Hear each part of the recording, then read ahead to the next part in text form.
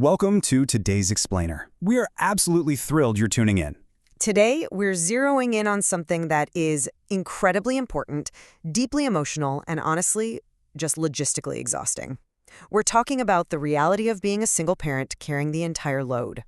If you are watching this, you already know that doing it all alone is incredibly tough. For sure. But the good news is you don't have to figure out every single hard moment by yourself.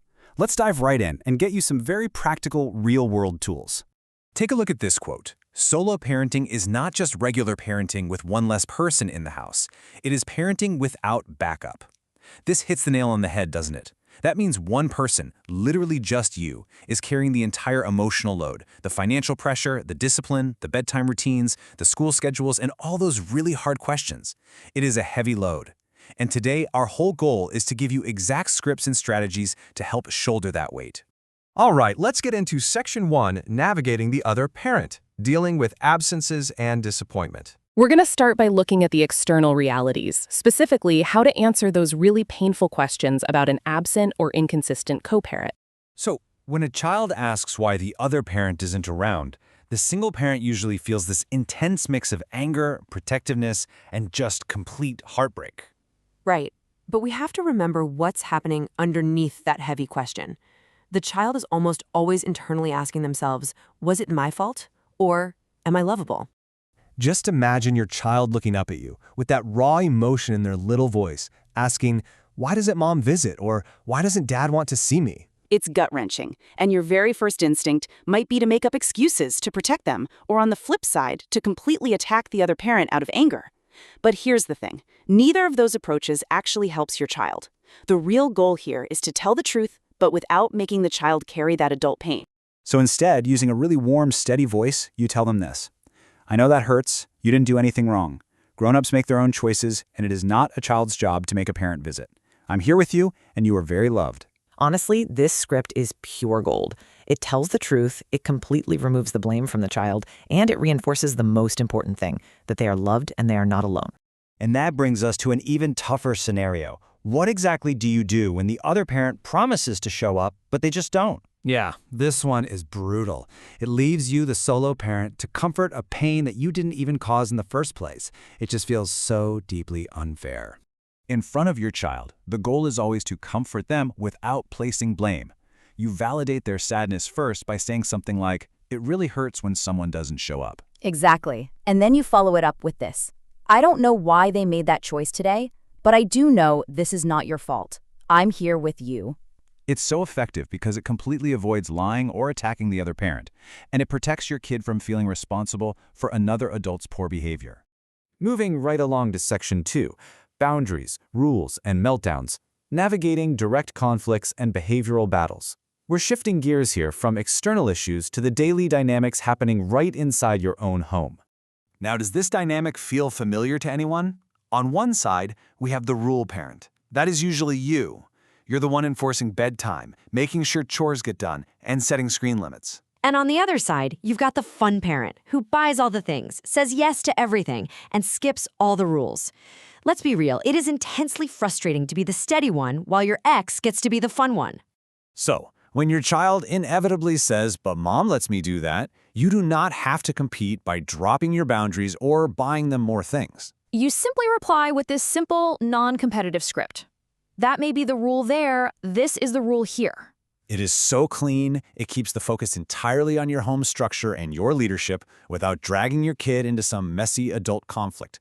Steady parenting builds safety over time, even if it's not the fun house. Okay, this next question hits so incredibly hard for solo parents. What do you do when you set a perfectly reasonable boundary and your teenager immediately pushes back with, well, I want to live with my other parent? Let's play this out for a second. You tell your teen they can't go out with their friends, and they just yell, fine, I want to go live with dad. Man, it stings. It really does. But underneath that highly dysregulated statement, your teen is usually just saying, I don't like this boundary, or I want more control, or honestly, I know this specific phrase will get a huge reaction out of you. Your job is to not respond from a place of personal hurt. Instead, you adopt your calmest, firmest parent voice and say exactly this. I hear that you're upset. Saying you want to live somewhere else does not change the boundary. You can be mad at me, but the answer is still the same. This response is brilliant because it accepts their anger completely, but it resolutely holds the line. It protects the boundary without turning the moment into a massive, escalating emotional battle. Now, what about the specific high-stress scenario of tech meltdowns?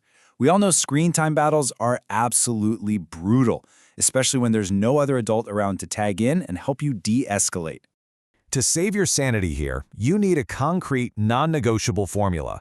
Step 1, give a clear ending. No long negotiations. Just, screen time is done for now. Step 2, allow the feelings. If they yell or cry, you calmly say, I hear you're mad, I'm not changing the answer because of yelling.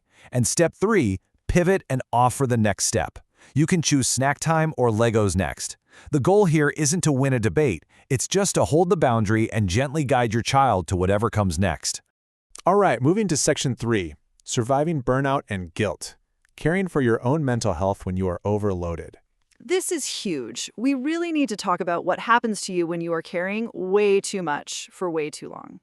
This right here is a highly relatable fear for anyone who is touched out and exhausted. You're probably wondering, how on earth do I gentle parent when I have zero backup and I feel like I'm losing my mind? Listen to this closely. Burnout is not a character flaw. It is a sign that you are carrying too much for too long. You are not failing. If you get overwhelmed, it is completely okay to say, I'm going to take a minute. And if you inevitably snap, because, you are a human being, gentle parenting simply means you go back and repair the connection. You literally just say, I'm sorry I yelled, let's try again. That repair is where the magic happens. Okay, but what about when you get sick? This is a reality that is so rarely discussed. It's terrifying, honestly. When a solo parent gets the flu, the whole system feels like it's going to completely collapse. Because you are the primary and, frankly, the only caregiver. The solution here is to just strip away all the complex parenting advice. You need a bare minimum list: quiet play, easy food, watching shows, resting nearby. Exactly. A sick day is not the day for perfect color-coded routines or a balanced home-cooked meal. It is a survival day. Getting through the day safely is enough. Lower the standard, tell your kids you need their help, and just survive until bedtime. Another major internal battle is the persistent, nagging guilt that solo parents feel about working. Feeling guilty for being tired, for not having enough free time, or for not being able to afford everything they want. But you have to remember this: providing is love too.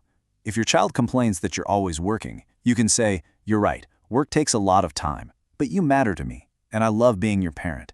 Let's pick one thing we can do together today. Kids do not need a perfect schedule. They need steady love in small, repeated moments. A 10-minute conversation in the car, or a quick chat right before they fall asleep. That matters so much more than you realize. Finally, Section 4, the late-night loneliness, navigating the quiet hours after the kids go to bed. For a lot of solo parents, the hardest part of the day actually isn't the chaos, it's the quiet hours after the kids are finally asleep, when the grief, the worry, and the sheer exhaustion finally catch up to you. During this time, you have to take small self-care steps. Text a friend, journal for 5 minutes, or just prepare one simple thing for tomorrow. And most importantly, absolutely do not make big, life-altering decisions from the loneliest part of the night. Underneath all the boundaries, the burnout, and the daily logistics, every single solo parent eventually asks themselves this deep-seated question: am I enough for my child? The truth is, your child does not need a perfect parent. They need a steady enough parent, a parent who keeps showing up, who repairs things when they mess up, who holds boundaries without cruelty, and who just keeps loving them even when life is incredibly heavy. If you are doing all of that, aren't you already exactly the backup your child needs? Thank you so much for joining us for this explainer. And remember, you do not have to figure out every hard moment alone. We've got your back.